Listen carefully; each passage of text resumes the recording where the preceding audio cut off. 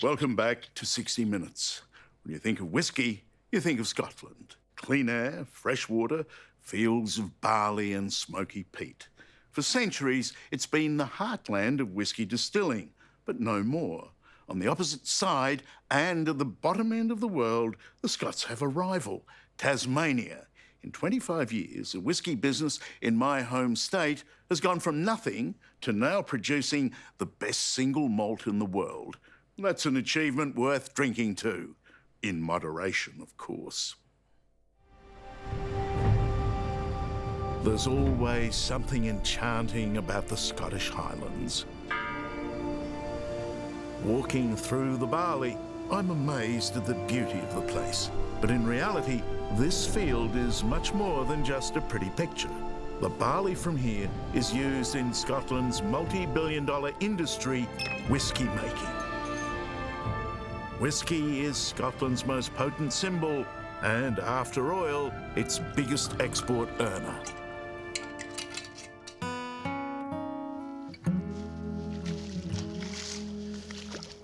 Now, this is what I'm looking for, a nice little stream, or as they'd say in Scotland, a wee balm.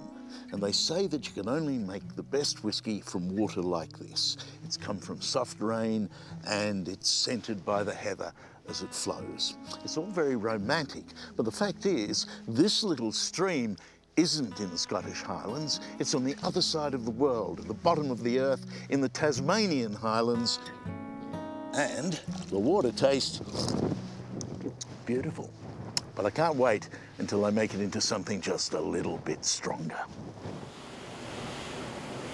My argument is that Tasmania is a counterfeit Scotland. Well, I think many people could be forgiven for thinking we're here in Scotland. It was this uncanny likeness to Scotland that one day, 25 years ago, excited a Tasmanian surveyor, Bill Lark. He was fly fishing in the highlands of Tasmania, and he had what he calls his epiphany. What was going through your mind? Well, a fair bit of whiskey. We knew there was good barley growing around the area. The water speaks for itself. And we knew there were peat bogs up in the highlands. We thought the climate surely must be right for making whiskey. And it was just one of those funny things. We said it to ourselves, I wonder why somebody's not making whiskey. Without knowing where it might lead, Bill Lark had dreamed up a great idea, because over in Scotland, hot water comes in here and all the grist. They can't keep up with the worldwide demand for their whiskey. I discovered this sobering fact when I met Ian Miller, the marketing boss at the famous Glenfiddich distillery. Every second, 38 bottles of whiskey are sold around the world. Every second?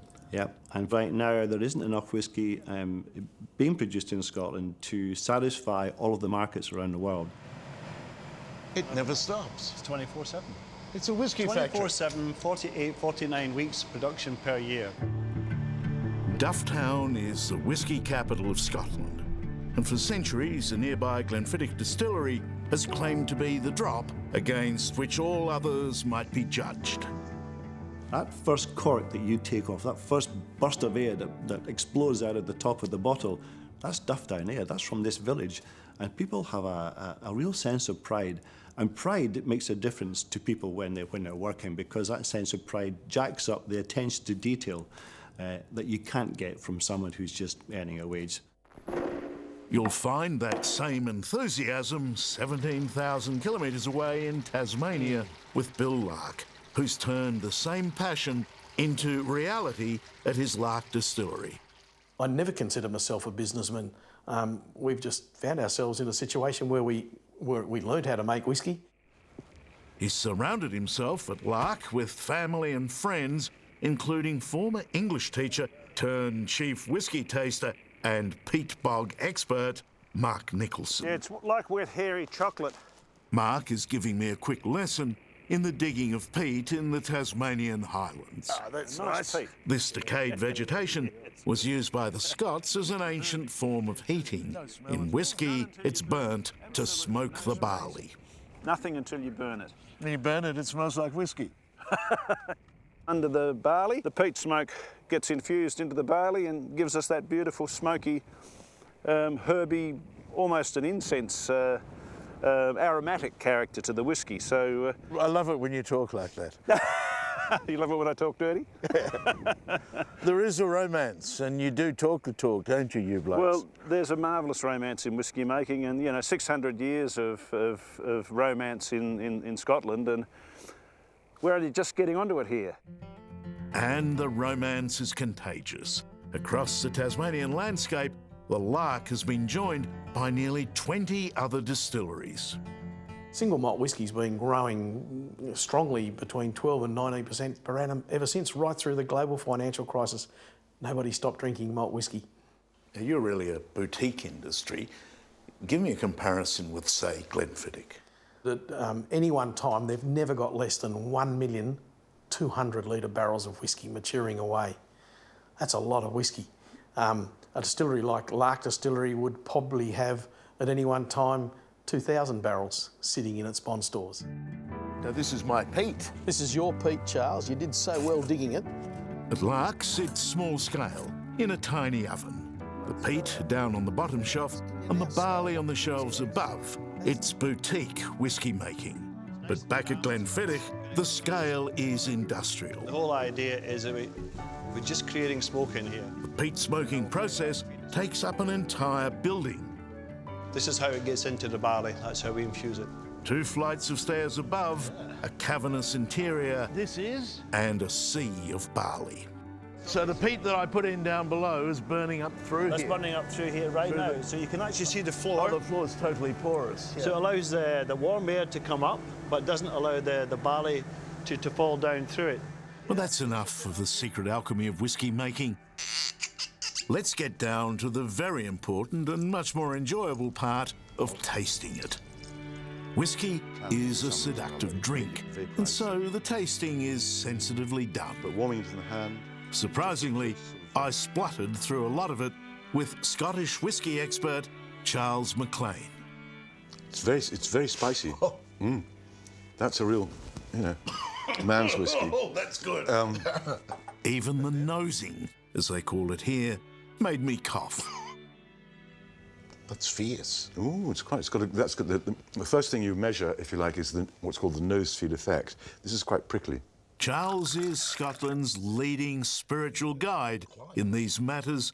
The Lark from Tasmania. And so it was important to get his approval of Lark's Tasmanian whisky.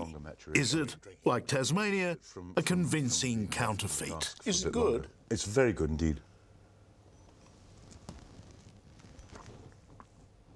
Very nice. Easy to drink. Well done, Bill, if you're watching.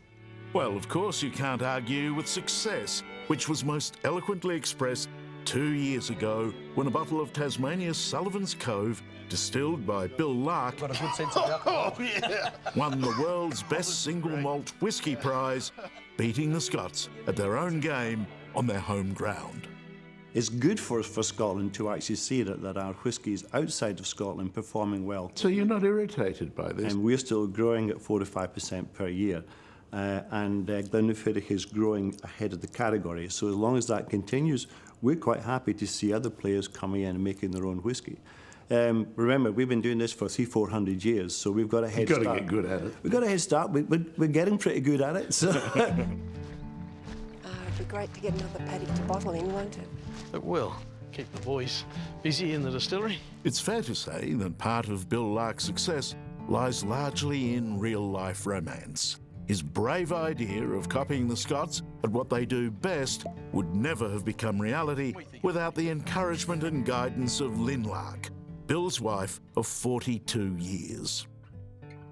Although it's a romantic business, it's also a business and it's about money. Who's got the head for money here?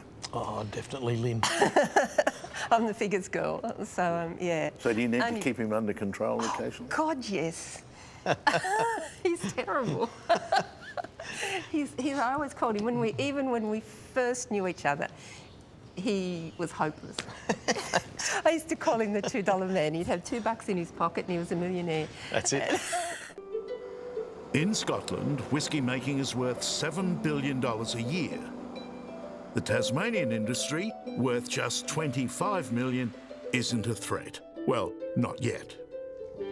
Charles, please be my guest. Oh, thank you very much. What sort of egomaniac puts his own name on a bottle of whiskey? Well, Johnny Walker, bloke named McCallum. That's beautiful. Down home in Tasmania, Bill Lark has been heralded as the godfather of the Australian whisky industry. But I prefer to think of him more as a jovial Santa Claus who has bestowed on his home state a marvellous gift that just keeps on giving. Sláinte. Sláinte. Sláinte. You get a kick out of being the face of the Australian whisky industry, don't you? I actually don't mind it. I'm very proud of what Lynn and I have started and the industry that's followed along with us. We're all good mates. We all work together really well. That really tickles me that we've created an industry by collaboration and being good friends, good mates, part of the bigger family.